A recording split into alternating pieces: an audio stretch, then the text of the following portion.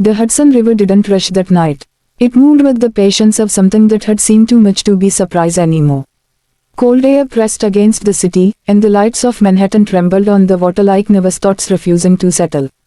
Anna Reed stood at the edge of the pedestrian bridge, fingers wrapped tightly around the metal railing. The steel burned her skin, but she welcomed it. Pain, at least, was honest. Her whole life had been built on habits, quiet, disciplined, invisible habits. Wake up before sunrise, work harder than required, say yes when others said no. Endure. Her mother had taught her that in a cramped kitchen in Ohio, back when bills were paid with prayer and persistence.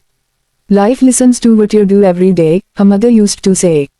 Anna believed that. She still did. That belief was the problem. New York had taken her faith and worn it down slowly. Not with one big tragedy, but with repetition. Missed promotions, polite rejection emails, smiling managers who replaced loyalty with cheaper talent. That morning, the email had arrived with the same calm tone as all the others, restructuring. She hadn't cried then. Crying wasn't part of her routine. But now, standing above the river, the weight of unfinished effort crushed her chest. The unopened eviction notice sat in her bag. Her sister's voicemail echoed in her head, "Mom's treatment costs more than we thought." Anna felt like a machine that had finally overheated after running too long without rest. She stepped onto the railing. The city continued behind her, unaware. Cars passed. Laughter drifted from somewhere far away. Life, careless and loud. Don't. The word landed softly, almost respectfully. Anna flinched and turned. A man stood several feet away, hands open, voice steady. He wasn't dressed like a hero. No sharp suit, no urgency. Just a dark coat, worn shoes, and eyes that looked tired in a familiar way. "This isn't your problem," she said, her voice sharp, defensive. "I know," he replied. "But neither was mine." Once, she laughed, brittle and hollow. "You don't know anything about me." "You're right," he said. "But I know this bridge. I walk it every night. Same time, same pace." "Why?" she snapped. "Because habits keep us anchored," he said quietly. "Even when everything else lets go." The wind gusted, and Anna's balance wavered. For the first time, fear cut through the numbness. Her breath hitched. The man took one careful step closer.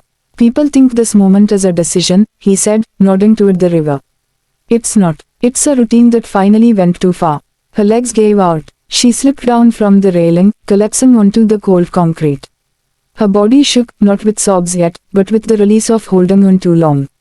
The man knelt nearby, close enough to matter, far enough to respect her space. "My name's Michael," he said.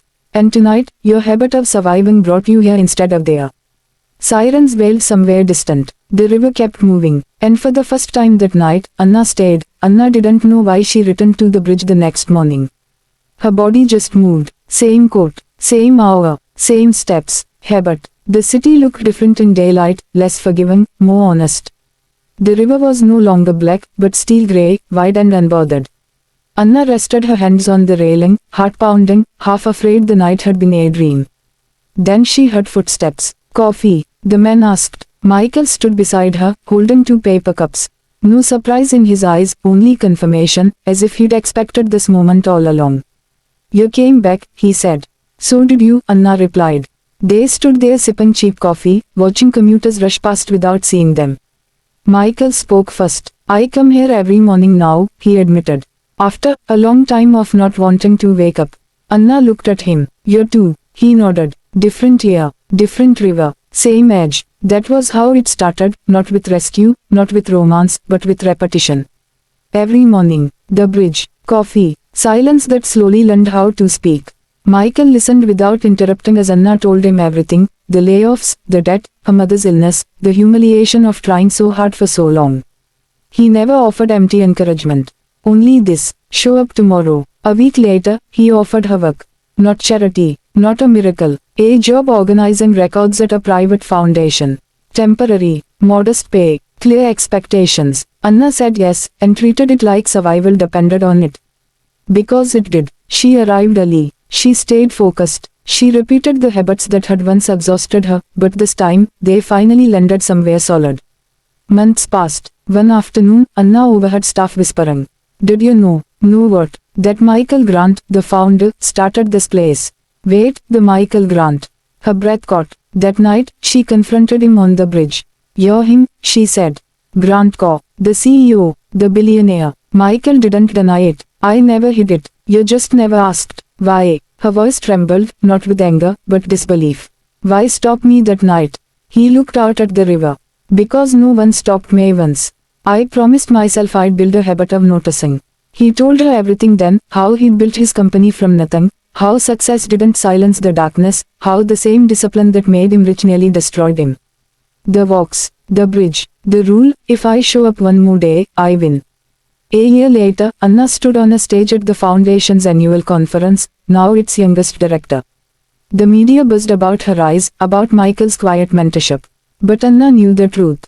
It wasn't luck. It wasn't money. It wasn't rescue. It was one habit, choosing to stay. That evening, she returned to the bridge. Not to remember pain, but to honor it. Michael joined her, smiling. Funny thing about habits, he said. They don't shout. They whisper. Anna nodded, watching the river move forward. And this time, so did she.